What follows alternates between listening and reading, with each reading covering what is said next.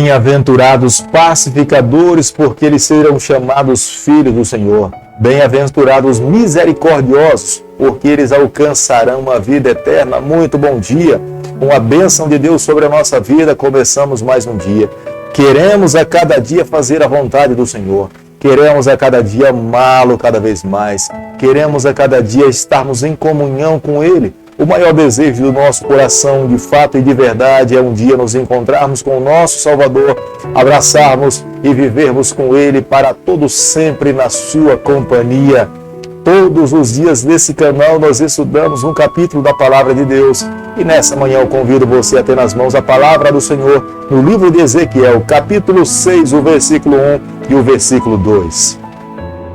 Veio a minha palavra do Senhor dizendo: Filho do homem, vira o rosto para os montes de Israel e profetiza contra eles, dizendo: Deus jamais permite que um juízo dele caia sobre essa terra sem que primeiramente ele advirta, ele oriente, ele ensine o que ele deseja do seu povo. Quando nós olhamos para o passado, nós podemos ver isso claramente lá em Sodoma e Gomorra. Deus enviou os seus anjos. Ali estava Ló, ali estava Abraão. Deus permitiu que esses homens vivessem ali porque a vida desses homens era um testemunho vivo. Quando nós olhamos também para o dilúvio, nós podemos ver claramente, antes que as águas caíssem e inundassem toda a terra, Noé pregou 120 anos. Não foram 120 dias, foram 120 anos de pregação, de mensagem, de construir uma arca, os animais entrando na arca, tentando mover o coração de um povo que estava com seus corações endurecidos. Não foi diferente nos dias do profeta Ezequiel. Deus falou através do profeta, Deus o chamou para que ele fosse um sermão vivo, mas o seu povo estava com seus corações tão endurecidos que não conseguiu enxergar Deus falando com eles. E não é diferente nos dias em que nós estamos vivendo.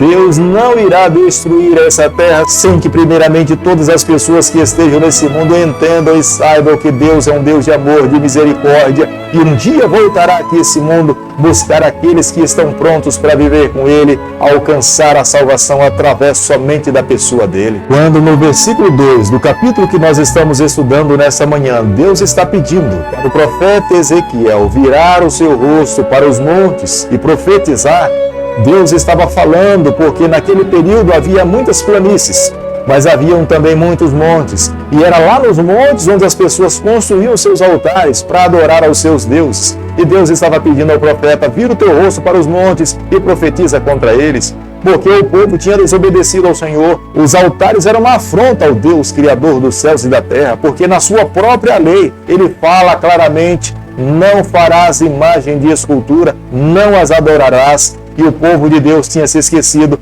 Deus já tinha entregue nas mãos do seu povo a lei dos 10 mandamentos e eles deveriam ser obedientes ao Senhor. Os altares daqueles que se voltaram, que deram as costas para o Senhor, geralmente esses altares estavam às margens dos rios, nos montes, ao ar livre. Essa era a cultura do povo cananeu. Essa era a cultura do povo que estava ao redor da terra do povo do Senhor.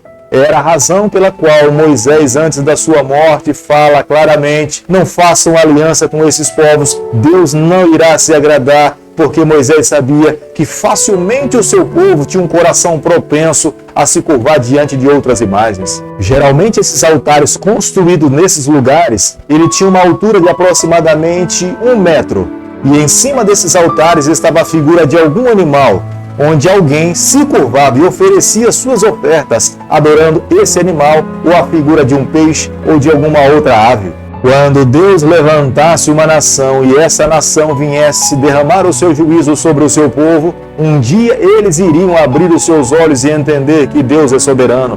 Somente Ele pode livrar e libertar o seu povo, não mais ninguém. O povo que era idólatra poderia clamar ao seu Deus, mas os seus deuses eram um Deus morto, uma figura humana ou uma figura de um animal, criado por mãos humanas. Eles não poderiam livrar ninguém. Ezequiel capítulo 6, o versículo 7, a Bíblia diz o seguinte: os mortos à espada cairão no meio de vós, para que saibais que eu sou o Senhor. Deus falava através do profeta Ezequiel que um dia todo israelita reconheceria que Deus é Deus. que Ele é soberano. Não apenas os israelitas, mas toda a terra dos cananeus. Porque o Deus de Israel é um Deus vivo. Ele age, Ele pode intervir, Ele pode salvar o seu povo. Ele poderia livrar o seu povo de todo o cativeiro, o sofrimento que o seu povo iria passar. Mas os israelitas estavam com seus corações trancados, voltados para a idolatria, para o pecado, e deram as costas para o Deus vivo que poderia fazer algo por eles. Eles iriam passar por tamanho sofrimento, mas no futuro, aqueles que estariam sofrendo se lembrariam desse Deus e reconheceriam que Deus é Deus, Ele é soberano, Ele é o único digno da nossa verdadeira adoração. O cativeiro babilônico, o cativeiro dos caldeus, foi um processo educativo de Deus.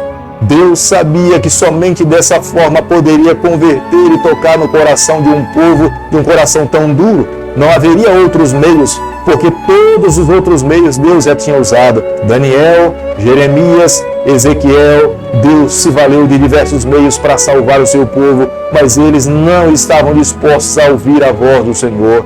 Creio que nos dias em que nós estamos vivendo também, Deus tem se valido de diversos meios para falar ao nosso coração. Nós temos que ter um coração sensível a entender a voz de Deus e nos submeter à sua vontade. No versículo 8 do capítulo que nós estamos estudando nessa manhã, nós podemos observar Deus falando através de Ezequiel que ele deixaria um resto, haveria um remanescente. Nesse momento de idolatria, de apostasia do povo de Deus, nem todos tinham se apostatado. Havia um povo pequeno que adorava e que servia ao Senhor. Havia um povo que era fiel a Deus e Deus protegeria esse povo. Não é porque era pequeno que Deus o abandonaria. Não, Deus estaria ao lado deles. Deus os conservaria e os multiplicaria para que no futuro eles representassem o nome do Senhor. Como observamos no versículo 9 do capítulo que nós estudamos nessa manhã, não é porque Deus permitisse que o seu povo sofresse que Deus também não sofreria com o seu povo. O coração de Deus é como um coração de um pai, de uma mãe, que estava partido em ver os seus filhos sofrendo, mas tinha feito de diversas tentativas para converter o coração do seu filho. Mas o seu filho era tão rebelde que não estava disposto a dar ouvido ao seu pai. Nesse momento, como sendo a última alternativa, era necessário permitir que eles passassem pelo cativeiro, tamanha humilhação. Inúmeras pessoas perdessem a sua vida, mas através desse sofrimento poderia haver uma verdadeira conversão, um verdadeiro arrependimento. Ezequiel capítulo 6, o versículo 11, nós lemos o seguinte: Assim diz o Senhor Deus, bate as palmas, bate com os pés e dize: por todas as terríveis abominações da casa de Israel, pois cairão a espada e de fome e de peste. Eram dois gestos simbólicos, mas eram duas formas de Deus dizer para o seu povo o que de fato iria acontecer com eles. Era uma expressão de indignação, era uma expressão de tristeza, era uma expressão de angústia, de espanto pelo pecado que Ezequiel tinha contemplado pelas práticas dos israelitas, mas ao mesmo tempo expressava a ira de Deus que iria cair sobre o seu povo. Deus iria permitir que uma nação mais forte viesse e destruísse o seu povo para que eles pudessem reconhecer tão longe tinham ido do caminho do Senhor. Agora eles seriam humilhados para que lá no cativeiro pudessem reconhecer os seus pecados e se voltar para Deus por completo. Não haveria escapatória para ninguém, não teria como alguém escapar do juízo de Deus, não tem como fugir dos olhos do Senhor.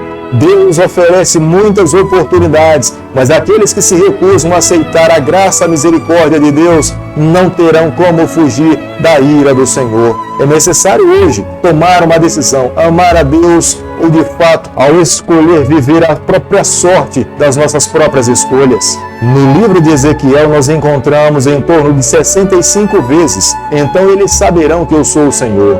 O objetivo de Deus não era destruir o seu povo. O objetivo de Deus era dar uma lição no seu povo. O objetivo final de Deus era salvar o seu povo, mover um coração de pessoas que estavam completamente endurecido com o pecado. Deus não tem prazer na morte de ninguém.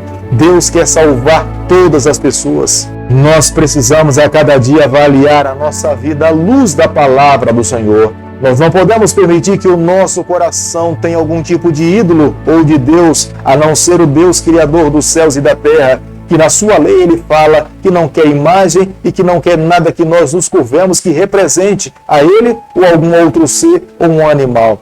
Ele espera que nós o adoremos em espírito e em verdade.